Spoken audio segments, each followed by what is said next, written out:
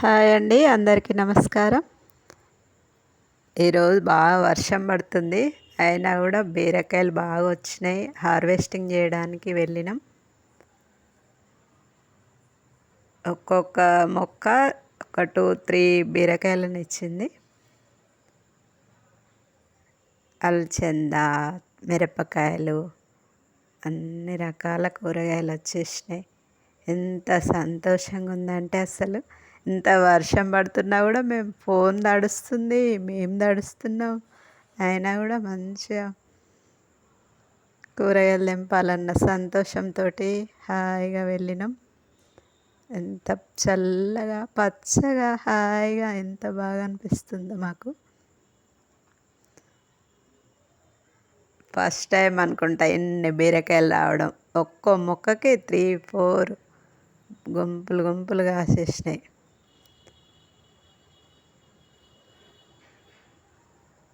చూడండి, 3 ఉన్నాయి, ఒక్కొక్క దగ్గర 3-4 ఉన్నాయి. ఎంత సంతోషం అవుతుందో మాకైతే అసలు. కట్ చేస్తూ ఉంటే ఇంకా వెళ్తూనే ఉన్నాయి. ఎక్కడో ఒక్కో చెట్టు చాటుకు తీగలు, మునగ చెట్టు ఎక్కింది ఒకటైతే మొత్తం పైనకి బాక్సులన్నీ ఎక్కి మరీ తెంపుతున్నారు. మా వారైతే స్టంటులే వేస్తున్నారు వీటి కోసం. అన్నీ ఎక్కేసి ఫ్రిడ్జ్లో కూడా తోటకూర వచ్చింది. పసుపు, తోటకూర అన్నీ బాగా వచ్చేసినాయి. చినుకులు పడతా ఉంటే ఎంత హాయిగా ఉందో. ఇది వాటర్ మిలన్ చిన్నగా ఉంది, చూద్దాం పెద్ద అవుతుంది కావచ్చు. ఆ ఎరువులోనే వచ్చింది అది అసలు. టెంపుల్లో ఆవులు ఉన్నాయి. ఆ ఆవుల ఎరువు తీసుకొచ్చి సమ్మర్ అంతా ఆవుల ఎరువు తీసుకొచ్చి 3 బాక్సులు నింపేసినాం. ఆ ఎరువులోనే వచ్చినాయి కొన్ని చెట్లు. వాటర్ మిలను, మస్క్ మిలను, అవి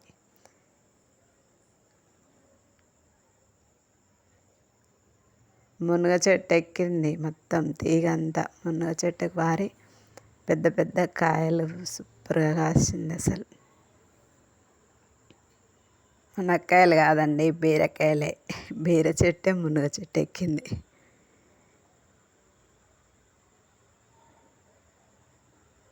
చూడండి, మా హార్వెస్టింగ్ ప్లేట్ ఫుల్గా ఉన్నాయి. ఒక 3-4 డేస్కి సరిపడా కూరగాయలు వచ్చేసినాయి.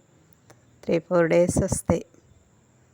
అలచంద కూర, బీరకాయ, పచ్చిమిర్చి కూడా వచ్చినాయి ఈసారి. చాలా అంటే చాలా హ్యాపీగా ఉంది. పచ్చిమిర్చి పండించినామంటే ఇక మేము గ్రేట్ అనుకుంటున్నాం మేమైతే. ఎందుకంటే వాటి మీద బాగా కెమికల్ ఉంటుంది కాబట్టి మనం ఆర్గానిక్గా పండించుకుంటే ఎంత బాగుంటుంది అసలు. చాలా సంతోషంగా ఉంది. ఈరోజంతా సంతోషంగా గడిపేసినాం మార్నింగ్. ఇక మా వారైతే ఆ గోడెక్కి ఈ గోడెక్కి స్టంటులు చేస్తూనే ఉన్నారు. అలచంద కూర ఎంత పొడుగు వచ్చేసినాయి అవి. చాలా పొడుగు ఉంటాయి ఇవైతే. కాకపోతే కొంచెం పొట్టు వస్తుంది. కొంచెం సన్నగా ఉన్నప్పుడు వండుకుంటే బాగుంటుంది. ఒక 12 వచ్చినాయి బీరకాయలు.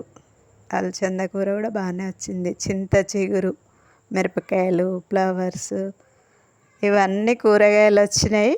కానీ మా కన్ను పుదీనా మీద పడింది. ఎందుకంటే వర్షం పడుతుంది కదా, మంచిగా పుదీనా రైస్ చేసుకొని తింటే ఎంత బాగుంటుంది.